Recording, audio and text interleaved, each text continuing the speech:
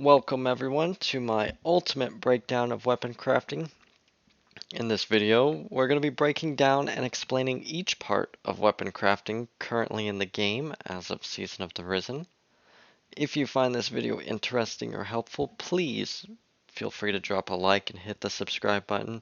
It really helps me out more than you know. Thank you again for doing that, and I hope you enjoy the video. Now, weapon crafting. It's quite a bit to talk about, but let's break it down. First off, let's talk about how to craft weapons.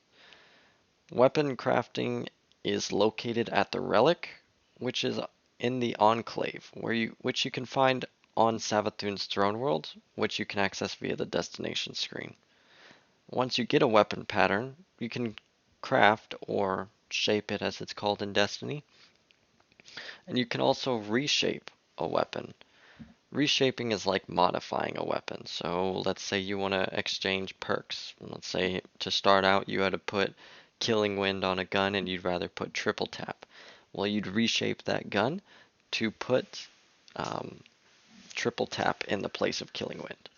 You can only reshape weapons that you've already crafted. You cannot reshape weapons that you've found out in the world. However, not all options on that weapon are available right out of the gate. Most perks and mags and barrels require you to level up that weapon in order to actually equip them to that weapon. And this level up process is on a gun by gun basis. It's not generally unlocked, and it's not unlocked for multiple copies of the same gun. So that means if you unlock Killing Wind on one gun at level 8, and you have a different weapon that you want to put Killing Wind on, you have to level up that other weapon as well to get Killing Wind. It doesn't unlock Killing Wind for any weapon use. And even if you say, let's say you shaped 2 of the Forensics Nightmare SMGs, and you wanted to put Headstone on both of them, and one of them was level 15, and the other one was only level 1, you would not be able to equip Headstone on the level 1 Forensics Nightmare, even if it's unlocked on the level 15 one, because it's on a gun by gun basis, not any other way. Now, in order to shape weapons, you need something called patterns. And patterns are not just given to you, you have to unlock them. This is a little bit of a grind in the RNG aspect of it, because weapons throughout the world can drop with deep sight resonance. It's not every weapon drops with deep sight resonance, and it's not able to be chosen. It's kind of like RNG. You have a chance to get a weapon to drop, and then you have a chance of that weapon having deep sight resonance. But when you drop a weapon with deep sight resonance, let's say the Come to Pass auto rifle, and you complete that deep sight resonance on that weapon, you will get progress towards your pattern. Come to Pass specifically needs 2 in order to unlock its pattern. But once you complete 2 Come to Passes with deep sight resonance, you'll be able to craft Come to Pass at the relic. Please understand that if a weapon has deep sight resonance, it's got a red border around the little picture of it, similar to what the Masterwork symbol used to look like, how it used to have a gold border. Well, now it's a red border. Once you've completed a deep sight resonance on a weapon, you can extract elements from it. You utilize these elements to craft and shape and put your perks and mags on the weapon itself. Basic leveled perks and mags only require neutral elements, but if you're wanting to equip the better perks like an enhanced version of Lasting Impression, which deals more damage, you would also need a secondary perk, which I believe is Ruinous. It might be energetic though. So you'd have to get that second. Actually, you know what? I can check real fast. Lasting Impression. It requires Ruinous. So yes, you'd have to have 75 Ruinous element plus 2000 neutral element and an Ascendant alloy to equip an enhanced version of Lasting Impression to your weapon. When you do complete a deep sight resonance, you have an option to select between two different perks at the bottom. These are just basically packages of rewards. You can only claim one. And the only difference is if you look at your perks tell you what element they're rewarding. Maybe they're both energetic. Maybe one's energetic and the other one's ruinous. Maybe there's an adroit or a mutable, whatever it is. Based off what perks are there decides what two packages you can choose from, and you select that package to get the elements that you want and need. Now, as I did mention with the come to pass, please understand that just completing one deep sight resonance doesn't unlock uh, a weapon pattern. Some of them take as many as 5 to complete, which has been pretty rough for me. I've been struggling to get some of these, like the Sweet Sorrow auto rifle. I've only got 2 out of 5. It's kind of a pain. But once you complete them, you can redeem the pattern in the triumph section. So if you want to see your progress, you'd go over to the triumph section and you'd click where it says patterns and catalysts. And this shows you not only your exotic catalysts progress, but it also shows you your progress on patterns for each of your weapons, primary, special, and heavy. And upon completing those patterns, it unlocks the ability to shape it at the relic. Deep sight resonance, as I stated before, but just clarifying one more time, you progress it by killing enemies with that weapon and completing activities with the weapon equipped. It can't be sitting in your inventory, like you have to have it equipped for it to actually get progress. Now, if you're curious what materials are involved in shaping and reshaping weapons, and you're curious about seeing how much you have, aside from glimmer and enhancement cores, you can see ascendant alloy and resonant alloy and mementos in your consumables tab under your inventory.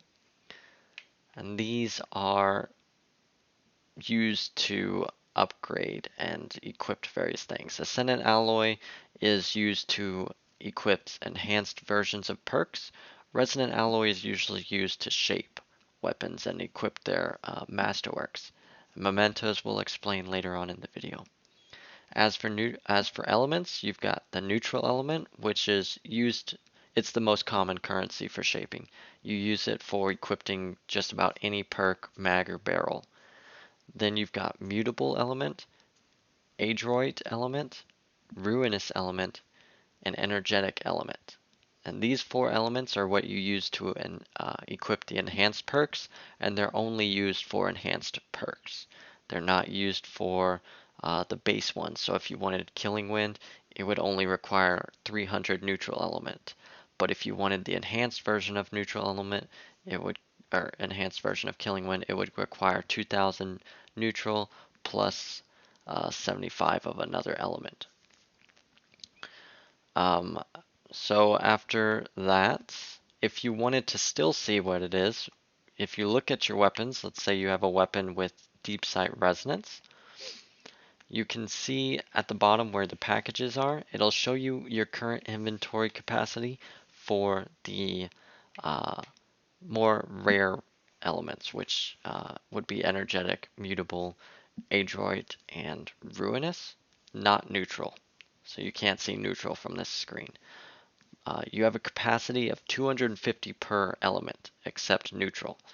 And so that's why it'll show you there, so that you know if you're close to capacity and you turn in that deep sight resonance for that capacity weapon, it'll fill it up to capacity on that element, and then the rest will just be disappeared. It'll go away. You don't get it stored in the postmaster because all these elements are kept at the relic. If that's still not enough and you want to see your neutral element as well as all of them together, regardless of what's on your weapon, you can go to the relic table. And when you're at the relic table, you can either shape or reshape a different weapon. And as you're looking at the different costs, remember you can just press B to back out if you don't want to craft the weapon, and it won't take out any of your materials. but as you're looking through the different elements, it'll tell you how much you have and how much it costs to equip the various perks, mags, and barrels. And this is what you can base it off of to see your current inventory. Now, as I said above, not all perks, barrels, and mags are unlocked right away at level 1. You have to level up your weapon. There is no max, it seems like. I've gotten a few weapons up to level 30, um, and I can still level it up. So I don't know how high it goes. I don't know if there is a cap.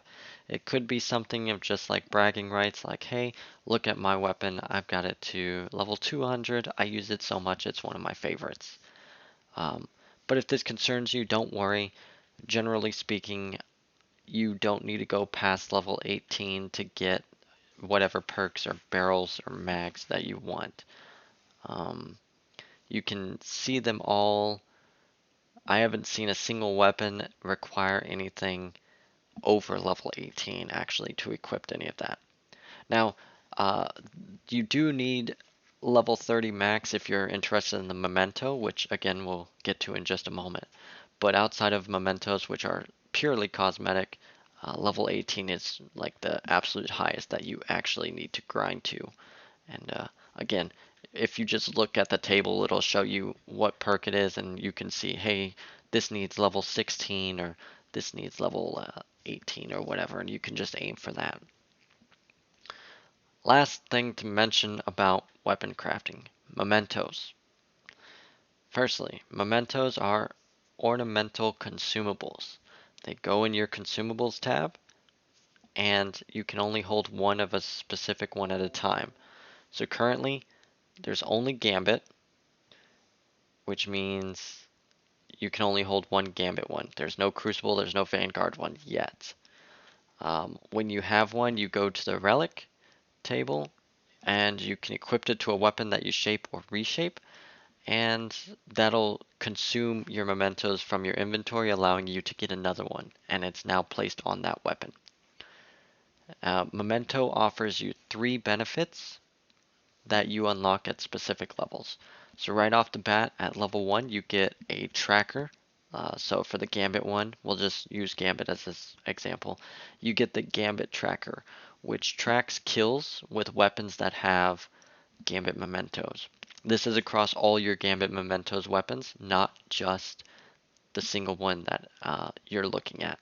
So let's say you have 2 Gambit memento weapons, each one with 50 kills.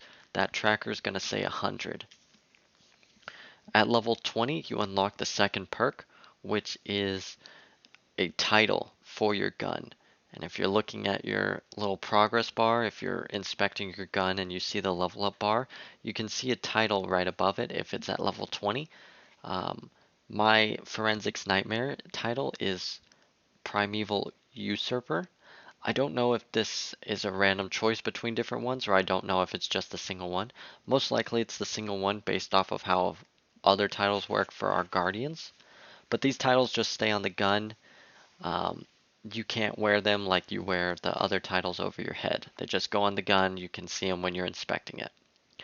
The third benefit you get from Memento is at level 30. You unlock a unique shader that is only applicable to a level 30 gun with that Memento equipped.